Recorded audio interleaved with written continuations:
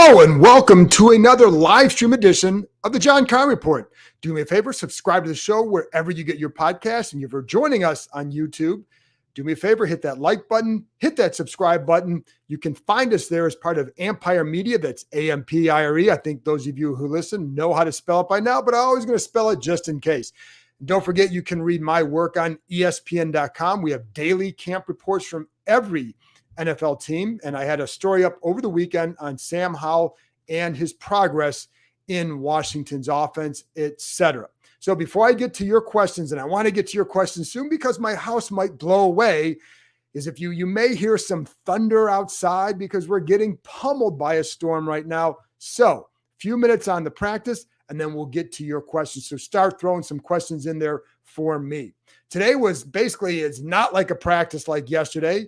There was no hitting, no pads. It was really kind of a glorified jog through as much as anything else. So today, a lot of it was first team offense against second or third team defense. Really kind of, it's not game plan situations, but you're going over situations that you want to see the offense handle against a certain look and kind of correcting some mistakes maybe that, or working on things that you didn't get corrected during the week. That kind of situation. So really wasn't a legit practice. It's funny because they had this kind of a practice last week, and I started seeing some tweets from some people saying, Sam Howell was flawless or whatever it was, or he looked great. It was just a glorified jog through. You don't take away those kind of things from this kind of a situation. This is to work on situations, and that's what they got done at really kind of about half to 3/4 speed. So the only thing that was interesting from practice was the fact that they worked out a couple people afterwards, some punters, 2 punters, and then looked like a couple of defensive backs. And then they had a couple long snappers in camp. The punters are, Ron Rivera told us later that Tressway had a little bit of a tightness in the leg. And so they're just working out some punters just in case he can't punt for the Cleveland game on Friday night. So it's a just-in-case situation. One punter was lefty, one punter was righty. So this isn't too unusual, I guess. You kind of get a lot of kicks in camp, and you just like a quarterback, you wear your arm out a little bit. Anyway, so that's what's going on there. Injury updates. Emmanuel Forbes was back during some of the team drills. Curtis Samuel back during some of the team drills. He took out or missed half of practice yesterday. Forbes did not practice during team drills yesterday. Again, glorified jog through. Keep that in mind. And then Logan Thomas, not on the field. They are going to be very, very cautious with him, and they should be because, when you get older, you start having soft tissue issues or a calf injury. You need to make sure that guy's way too important to this offense, I think. And I think he's going to be really important to this offense. Red zone, third downs. You need to make sure. I just always have concerns as guys get up there, you start getting some of those injuries. You need to make sure you keep him out long enough so that way it does not become an issue. All right. And then Sadiq Charles, he was back today, did not practice with the starters. He practiced. He worked during individual stuff. When they went to the team stuff, going over all that stuff, it was Chris Paul back in there. And again, Charles has the minor calf strain. The hard part for Charles is he gets hurt every year. And so that's what this staff knows him as. A guy he flashes, shows ability, but he just gets hurt.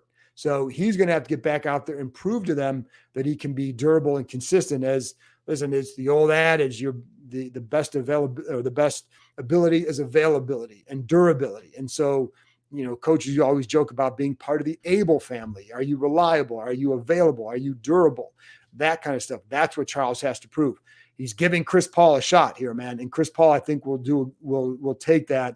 And it would not shock me at all to see Chris Paul emerge from this. I do know they really want to see what they have in Charles.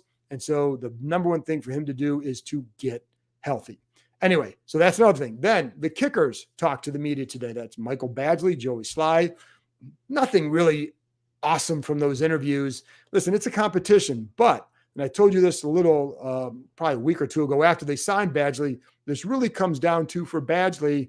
First of all, if Joey Sly shows consistency during camp and during the preseason, it's a lock that, I consider a lock that he wins the job because of his kickoff ability. So Badgley has not been good with kickoffs in his career, and that will definitely be a factor in this competition. I think Sly, much like Sam Howell in the quarterback position, I think Sly would have to really show some inconsistencies, or that he hasn't maybe improved in the extra point area. You can't, he was not very good there, but he's got the edge on kickoffs, and that is a big deal to them. It's hidden yardage. So, and I know with the new kickoff rules, could it be different? Sure. But with Badgley, the issue hasn't always been distance. It's been hang time. That's been a problem for him. That's why he doesn't kick off, or he hasn't kicked off much the last several years. So unless he improves hang time, I just see it as being Joey Sly's job to lose, as long as he shows consistency. And so far during practices, that's what he's done.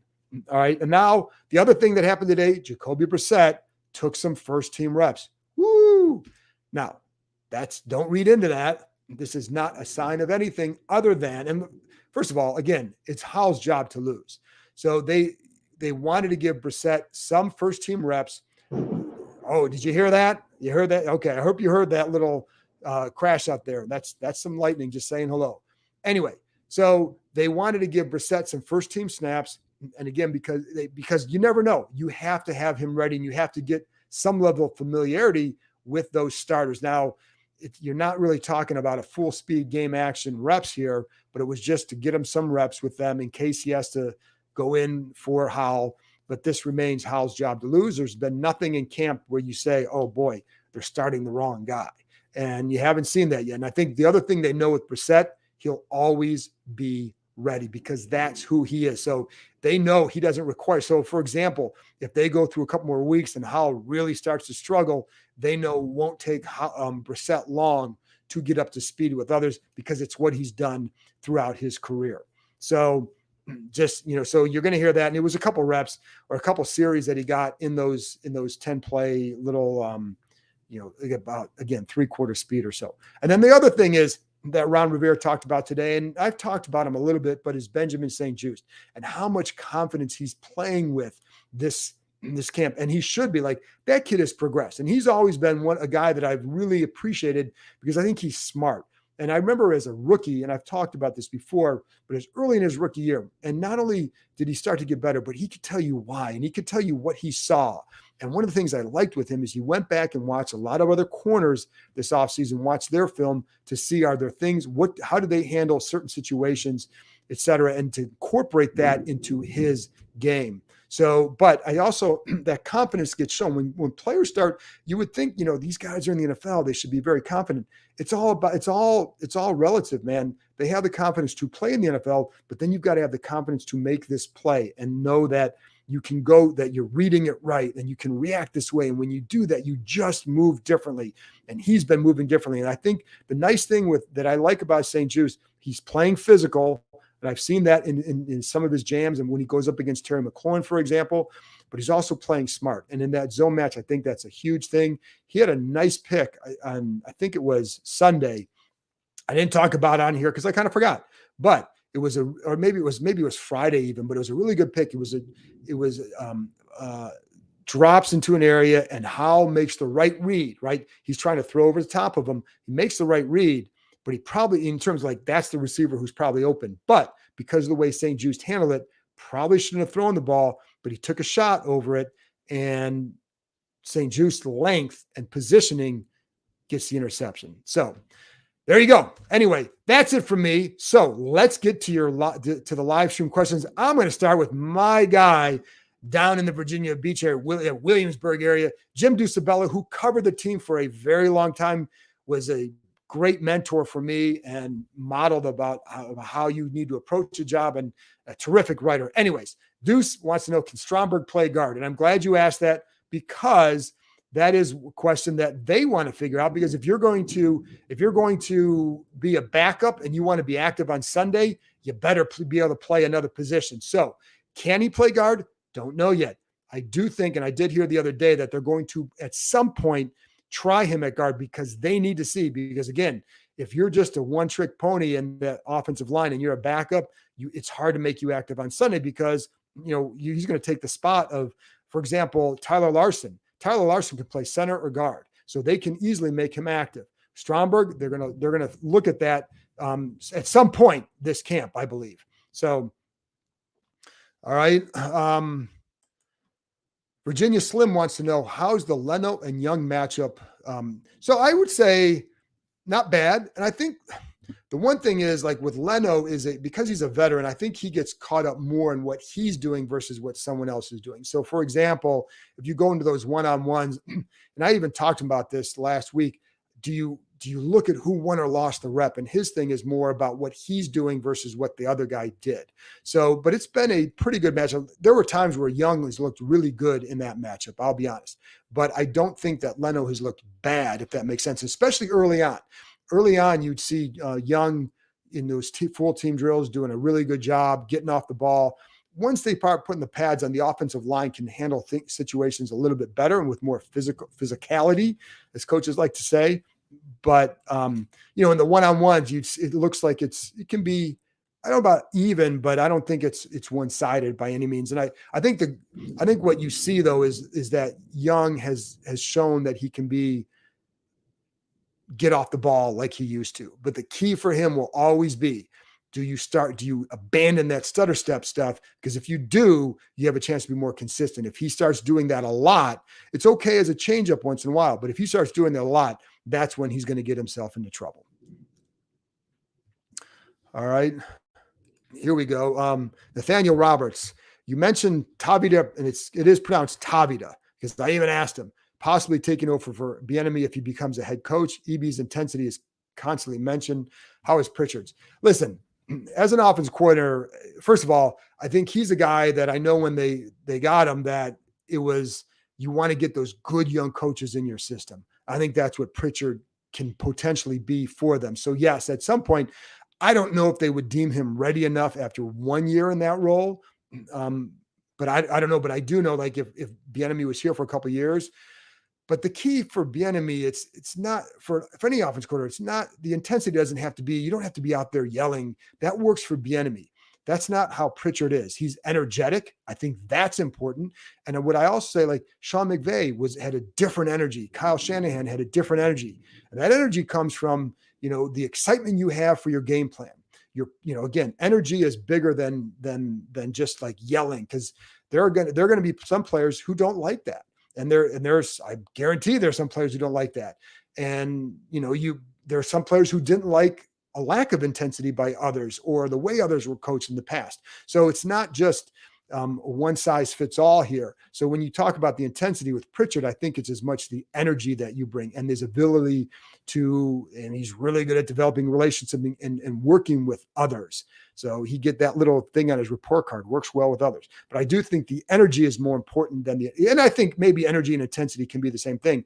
Like you can have intensity, but it doesn't mean you're out there just yell. And I'm not saying this is Bieniemy either, but it doesn't mean you're just yelling at people. It means that you're just intense, and you bring that energy can also result from the intensity. So, I think Pritchard would be very good there, but the key for an offensive coordinator is what kind, do you get your players excited about the game plan? Because ultimately that's how Bieniemy is going to have success here. He's got to get the game plan. He's got to get them excited about that. And to get them to feel like, yes, this gives this team a shot to win tomorrow, or if they're at a meeting Saturday night, whatever. That's what you have to do. So the ability to sell that, that's why they loved Kyle Shanahan. It's why they loved Sean McVay, and so I think that's a bigger key than anything else. All right. John I. Frady wants to know, where is the weakest link on the line? Well, I think the biggest question is left guard, because we don't know who's going to play there. So I don't know about weakest link. That's where, because we don't know who it's going to be. And I think that's where your most inexperience will be. I think Wiley, because of his experience as a tackle, I think he'll be fine. Cosme at right guard, I would not put him as a weakest link, because I think he's got good footwork there. I think the one thing that he has to remind himself not to do is to be overly aggressive, because when he loses, it's usually a result of that, especially like in those one-on-one. Sometimes you go up against somebody like a Payne, and if he just kind of be a little bit patient, then aggressive. He's better than if he's just aggressive right off the ball. So, but I like where I think he can get to. Gates, I think Gates can be fine for them. And I told you this the other day, I think his demeanor, he's got that, I think he can bring a little bit of the nastiness for them that I think the other coaches would really appreciate from that group. So then you look at the left side. So again, we know what Leno is, right? We don't know what's going to happen to left guard. That would have to be the area. Doesn't mean it's going to be a horrible spot because we don't know. I mean, we haven't seen Charles be healthy for an extended time. We haven't seen Chris Paul in that role. I think they both offer something you can build on, but we don't know what they're going to do. All right, let's see what else we got here, folks. I already talked about the kicker composition. All right, Raymond said he smashed the like button. Good job, man. Do you see a St. Juice Forbes combo starting on the outside this season? Yeah, I think that's definitely a possibility. In fact, it's funny because they released their depth chart today, and the depth chart when they released it is really kind of a non-story that gets talked about because a lot of times it's not the coaches putting together. It's PR people or staffers doing that. Because it doesn't mean anything just yet. Now, of course, we know who the starters are. They've been working it. But with the corner, what they listed 3 corners, and they listed St. Juice, Forbes, and Fuller. So I think if you want to get I think a lot of Kendall Fuller, but you drafted Forbes for a reason, and St. Juice, I think, is your best corner. So, St. Juice can go play inside, and he's going to be good there when he has to. But yes, I can see that. I mean, you drafted the guy in the first round, and they're going to play a lot of 3-corner sets. So, all those guys are going to play quite a bit. Big X 420 wants to know, hey, John, pretty quiet on Curtis Samuel besides the injury, thoughts on him and Cam? Pretty quiet. Yeah, I agree. Now, why is that? So we'll find out. Now, early in camp, you saw him used a little bit more, and you still see him getting used. But I think it's going to be an interesting situation to watch because, you have, McLaurin and Dotson are the guys at receiver. Those are going to be your big play guys. And I think Dotson, I really think he can have a really good year. And I think a lot of that kid. And then McLaurin is McLaurin. And then they want to use the tight ends. They've been getting De'Ami Brown involved a little bit more at times. You can see him, you might see him on some screens and just seeing what he can do because he's got the speed and he's a little bit of a bigger receiver than compared to some of the other guys. And so I think they kind of like that and they want to see what they have in him. And then I think the running back's going to be involved a lot in the pass game, Robinson and Gibson. And they've been pleased with how Rodriguez has caught the ball, but you still look at Robinson and Gibson. So where does that leave Samuel? They're not going to be a lot of ball. You got one football, and it's going to be hard to keep everybody happy and get everyone involved. So I don't know, but could he be a guy that goes down a little bit of production? Possibly. But I don't know. I mean, I agree with you. He has had a quiet camp, and when you look at how things are going, there've been a lot more involvement. I think you look again. I go back to the tight ends and the running backs. This is. I think they're going to have a bigger role in the offense than they did last year in the pass game. And don't forget, Scott Turner was very familiar with Curtis Samuel. Thought he was one of the smarter players he had coached. So I know he wanted to really work to get him the ball more. And so, Bieniemy, he doesn't have any sort of ties to him. And not that it's all about getting one guy the ball. I just think that in his offense, they like to get the tight ends involved and the running back. So I think he'll still be a factor. You're right. He's had a quiet camp. All right. Zach wants to know, is Artavius Martin going to take on a lot of McCain's role, or will Martin run more with the second unit, and will we see more of Forrest? Well, Forrest is going to play. I mean, right now, and I go back to basically what we've seen throughout camp is Forrest has been consistently working with the starters. Percy Butler's taken reps there too, and of course, Cam Curl. So where does Martin fit in? Well, he's been if they go to a 4 safety set, which they can, he can play the slot. So the interesting thing is, and my guy Matthew Parrish pointed this out on Twitter, but they have Martin listed in the corner as a corner on their depth chart. He can play corner safety. So he's that hybrid guy that they can use at both spots. But I see him playing, I think he'll have a role on this defense. Definitely. You can't draft a guy in the second round and I do know that they really like him because of his versatility. So he does get reps with the starters at times, depending on the package. As a second round pick, would you like to see him play a lot more? Well, yeah, I mean, it's a higher pick. And for years, they've always had issues with those second round picks. I think the issue here for him is finding a way to get him involved versus the talent. I like the kid. I think he's very smart. And I know that Rivera likes that he was basically recruited and coached for a couple of years by Lovie Smith. That's one of Rivera's guys. So it's someone he really respects.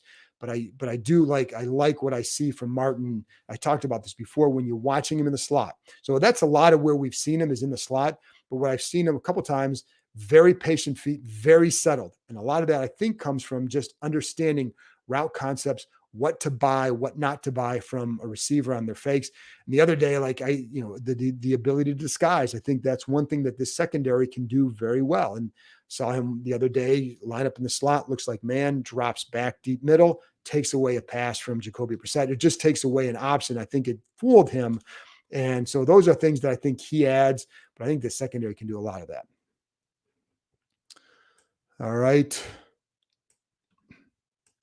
All right, here we go. The camp phenom. Dave Meyer, good question. Why are we worried about losing Mason Brooks? Well, listen, there's no worry at this point. I think what's happening here, Dave, and you know this, like every year there's a couple of guys who get mentioned a lot. It's like, oh, he's the one, right?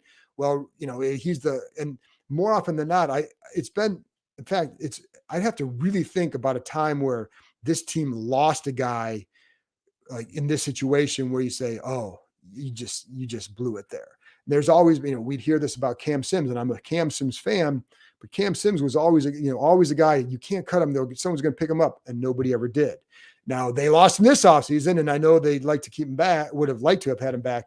But point is, I think people get a little bit excited about certain players at this time of the year because you read about them. And I will say this, Mason Brooks has a shot to develop into a starting NFL player.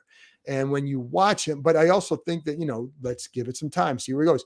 What everybody's basing this off of is a couple of really good reps in the one-on-one against Federi Mathis. And I think like Brooks really, to me, I mean, I wouldn't even say he opened some eyes. He got people excited, but he was a priority free agent for a reason. And there were other teams that definitely wanted him.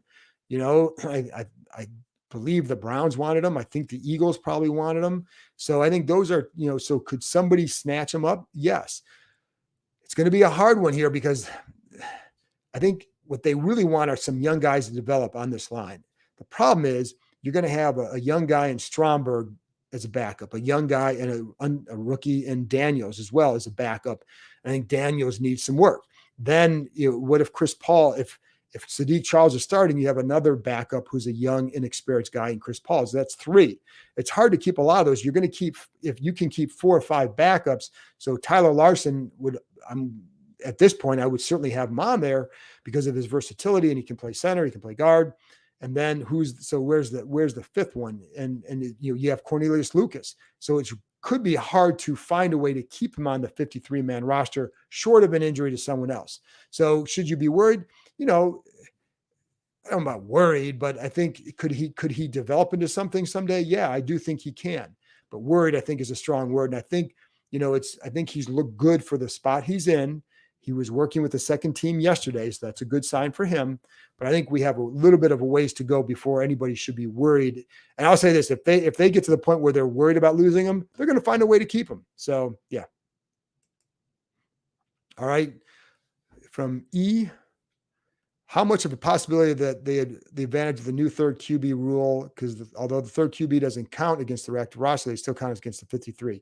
Yeah, I don't know that they're going to need to keep 3 quarterbacks. So I think they're going to want to keep guys elsewhere. So I'd be a little bit surprised if they kept Fromm on the 53 with Jacoby being an experienced backup. They're good there. But, we'll see. But because if you keep that third guy, then are you keeping only 3 tight ends? You keeping only 9 offensive linemen? I just ran through that. You're going to keep only 9 defensive linemen. on a future show, we're going to go over all these positions, like why it could be hard, why you'd want to keep 10 defensive linemen. What if you want to keep, is it 5 or 6 receivers, right? That, because you're going to cut somewhere else if you do that. Do you want to keep Alex Arma as a fullback? So that would give you 4 backs, most likely. And so you can't keep, it's hard to, 3 quarterbacks for this team right now might be a little bit of a luxury, because I don't know that Fromm is going to go anywhere. I think it would settle coaches' minds about how many guys you have available in a game. But I think to occupy that roster spot would be difficult. So yeah, Yoshi wants to know, how concerned should we be about Logan Thomas? I don't know about concern right now. Let's see what happens and how long he's out, and let's see when he gets back onto the field. Just even working or stretching with the guys, going through individual drills. I think the concern I have is that when guys get older, stuff like this happens, right? And it's harder to shake that. And we had a year a little bit like this last year, but that was different, coming back from the injury, et cetera. So it bears watching. I don't know about concern yet, but it certainly bears watching.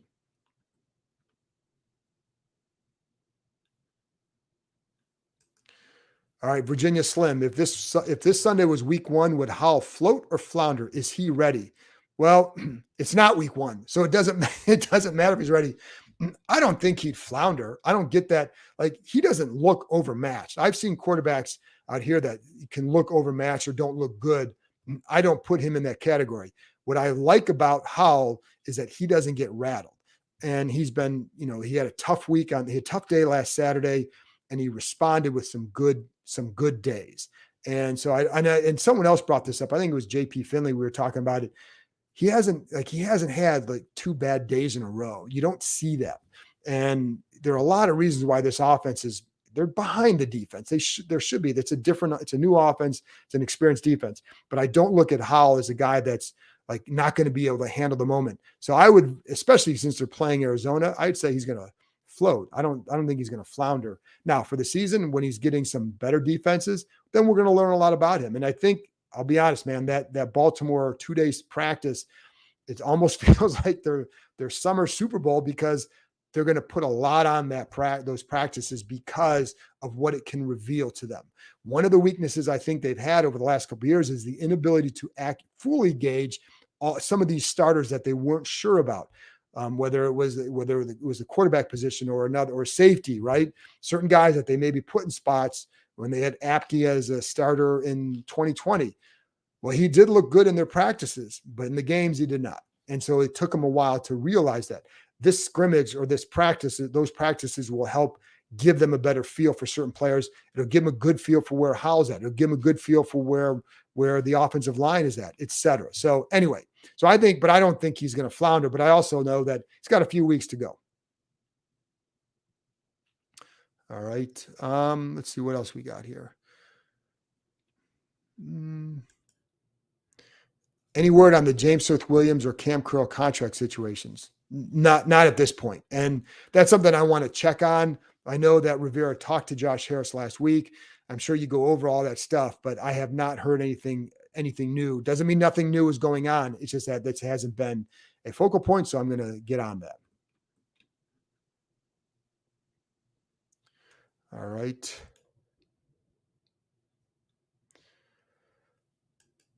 Theo wants to know, do you think Jahan can usurp McLaurin as the lead in the passing game? Would it shock me? No, but I think here's the thing with Terry. Even last year, I didn't think he had like this really noisy training camp. In other words, like I thought he was good. I think he looked like Terry, but then he went out and had a really strong season. So in other words, it wasn't like he and Wentz or the quarterbacks were on this great connection.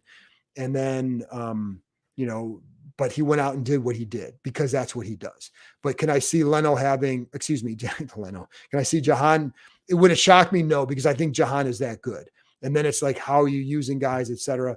But I think they'll both be very effective in this offense because the speed that they both offer and the effectiveness of their quick game ability. I think that's where like Terry's really good off the line. So I think he's going to have some advantage there. And plus he's just a guy you want to get the ball to because very few guys can get that team going like the way McLaurin can. When he gets some big plays, you talk about intensity and energy. That's what he brings when he gets in that competitive mindset.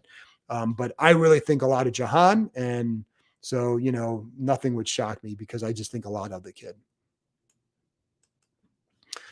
Javon Alvis says, compared to last year, does Howell look dramatically different from Wentz did at this point in camp? Good question. The hard part to know, though, is, first of all, it's a new offense for both of them. So where the difference is, you saw Wentz airmailing a lot more passes. And I think that's a big difference. I think you see, for example, from Howell, a really good grasp of the quick game. I think that's going to be a bigger factor. Now, I think that's also more of an emphasis of this offense, but I also think it's something Howell and these receivers do well. And I've said this before, when they drafted or when we traded for Wentz, I heard from some people here about his ability in the quick game. They thought it would help there. Well, it really didn't. It didn't progress that way. So I think where you see it is you don't see the airmailing. Like I remember talking to coaches after practices, and there were some legitimate things that you weren't sure about, the receiver routes, the depth, et cetera, et cetera. But when you talk to coaches afterwards, they would kind of look at you kind of funny last year. Like when you'd ask about Wentz, like, why would we be worried about that at this point when the accuracy and all that? Well, some of that played out during the season. Now, some of it too wasn't just the airmailing. It was also the decision-making and the processing and holding the ball a little bit longer, all those kind of things. But is there a dramatic difference? I think, like I said, Howell looks like a guy who I think can play in this league. And does he look awesome? I wouldn't say he looks awesome. I think he makes some good plays. I think he makes some good decisions. I think he makes some decisions they have to say, like, in a game, you can't do that. So you see a little bit of everything. But I think you see a guy who can build on that. And so, but it's funny because I was kind of thinking about that the other day, but Wentz looked the part, right? And I mean, he's the guy, he's the big guy, he's got the big arm. But there were too many times where there was misconnections. And then there were some days where it looked pretty good, but the airmailing was a consistent one. And that was true even when they're not having defenses. That's where you would say that's a problem. All right. Todd Labor wants to know, how is John Bates doing in training camp? He's John Bates. He's doing what he does. He's a blocker and he's going to be an occasional pass catcher, just occasional. So, he's doing he's been fine. Like, and when you watch him, he does a good job with his feet. When he's blocking on the line, that's what he does. So he's doing what John Bates does. Tay Massey wants to know, how is Derek Force playing well enough that they keep him in the starting lineup, right? And I think where they like him, they feel like he's progressed in the pass game just with his knowledge of routes and all that. It's funny to say that because he did a nice job with creating some turnovers last year, but the consistency they think is better. And it's his second year in this particular system. So I think they like where he's at. But, it's funny because in the offseason, you would hear a little bit like, is Butler going to pass him up? It's going to be Butler and Curl. They draft Quan Martin, but Forrest is there. And he's been staying in there. And they like his progression in the pass game. Let's a couple more questions. And I think the storm has passed, so that's good. And the house is still standing. That's even better. All right, Virginia Slim. Going back to Virginia Slim. You're getting two in today, man. So Samuel downplayed the severity of his groin injury. Do you think Forbes is doing the same thing? It's not even remotely close. It was a tweak, and he was back out there today. With Samuel, like, that whole situation a couple of years ago was about way more than just that. And the team downplayed it as well. And it was fine. We found out later he had to have the surgery. So it's way, way, way dramatically different. And, just because it's a groin injury doesn't mean it's the same thing. But again, he was out there. So no, I don't think he's downplaying at all.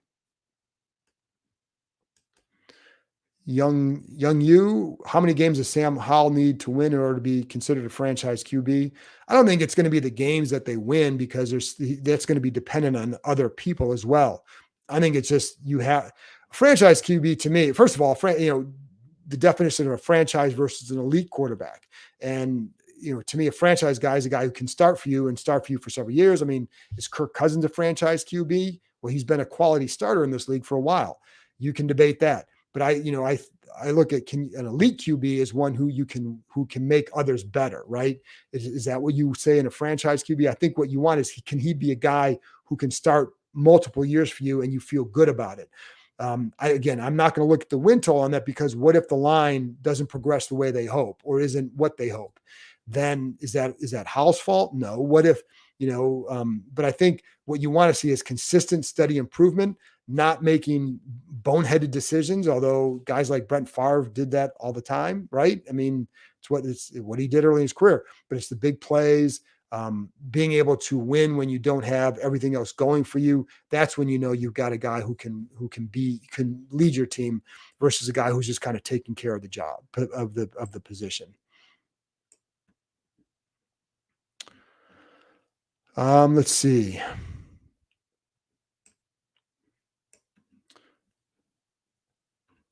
What is it? All right, we'll go this. All right, Komodo, what are the things you're looking for most in the preseason? I appreciate the compliment. The progression, I want to see how the line progresses. I want to see the line against a different defense. How do they progress? Because again, we're seeing them work against a defense that should beat them right now, right?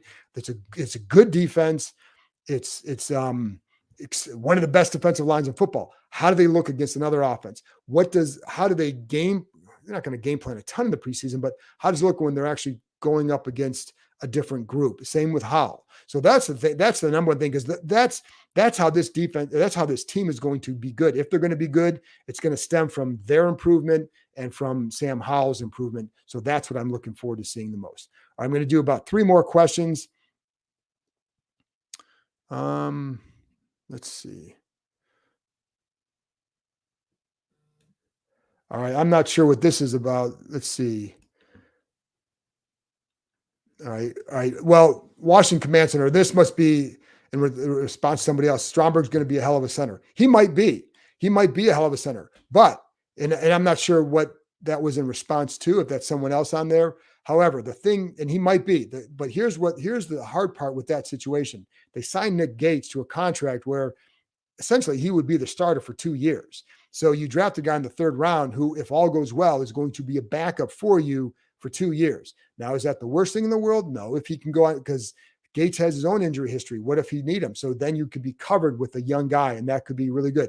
He could be, I think, the one thing I've liked from Stromberg, it looks like he needs to get a little bit stronger, but I felt he had a pretty good day yesterday. And so we'll see. But I think to get on the field, to be active now, he's going to have to learn. I think he's going to have to play some guard, or at least learn it to make himself a little bit more valuable.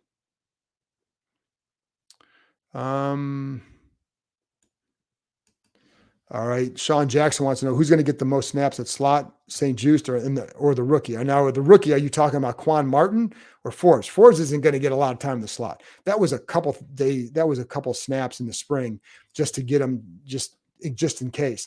But I think if you're talking about Quan Martin, well, it's going to be St. Juste, because if they go to a lot of 3-corner sets, then you're going to, and it just depends on the game and what you're facing, et cetera, for the game plan or the package.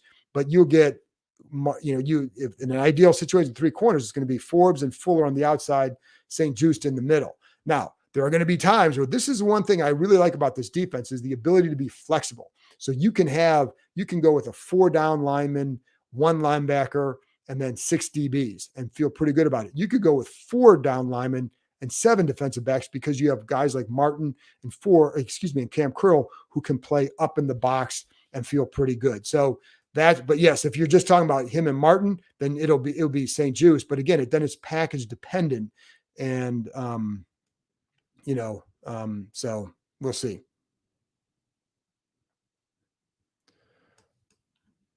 Has 90 drive-by cars with Allen? Has 99 improved his number of moves? I've seen him get a little. I have seen some better inside rush moves. So I don't think you're going to ever have this big toolbox of moves for Young. The biggest thing for him, and this is where he succeeded at Ohio State, and it's where he succeeded as a rookie, is the explosion off the ball and playing with violent hands, narrowing your what you're attacking to one half of the lineman. That's a big thing. When he started doing that as a rookie, he really took off. So if he does that, like if he just adds another move with that, it's fine. I don't think he's ever going to be a guy that has a ton of moves or will need that. So, I think that'll be, I'm not as worried, but he has looked pretty good when I focused on him. And I need to focus back on him because I didn't watch him as much this week as I have in other weeks. but yes. Anyway, there you go. All right, Blaine. All the questions I have at this point going to be answered by watching games. I would agree with that. And I think that's the way to go because, we don't know. And I think the O-line is a question. Howell is going to be a question until we see more. I do like him, but we need to see more. Nathaniel Roberts wants to know, have you seen a noticeable impact of Mathis? I think his impact is going to be in those Cinco packages, the 5 defensive line packages, playing over the nose. He's a tough dude to move. He's not going to be a guy that's going to just go out and get after the quarterback, et cetera, because that's not his thing. Occupy that middle and keep those dudes off the linebackers. That's what he does. So he gives you that advantage in the Cinco package. He and Ridgeway can do that, and so that's what he's going to give you. Anyway, that's what I'm going to answer one more. I'm not touching any of that one. Let's see.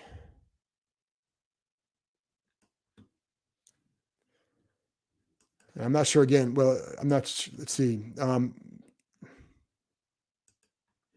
Okay, Kenny Schools. I haven't answered anything from Kenny. Let's go. Does Howell seem durable when you watch him play? Yeah, I think he can be durable. Howell is not. He's not a tall quarterback, but he's not a small quarterback either. I think, and he's built pretty solid. So I think that's okay. I also like that he's got some mobility, so he can get away from pressure. One of the things that you watch like Kirk Cousins. Kirk Cousins. I don't want to keep bringing him up, but size wise, like Kirk is not a big guy either. But what he was is he got rid of the ball quick. I think Howell has that ability to do that as well. And that also helps you protect yourself. He's been mobile, but he's not, he doesn't, when I remember watching him in college, I don't remember taking a lot of like really bad hits. And I think last year he seemed to understand what he needed to do with the ball and when he could run and how to get down. So I think we don't listen, injuries can happen to anybody in this league. But I don't worry about that as much with him at this point, just because I don't think that it's been, it's again, with quarterbacks, you never know, but that's not a big concern because I think he's built solid enough that he should be able to withstand that. All right, folks, listen, I went a little bit longer than I thought I would. I appreciate all the questions, everybody joining me. And I hope this went better than the last live stream I did. I want to do it from home so I get better audio, better everything. And I'm just glad that my house is still standing after that storm blew through here. Anyways, I appreciate you joining me. Always appreciate you tuning in. Without you guys, there's no one to talk to. So I always appreciate it.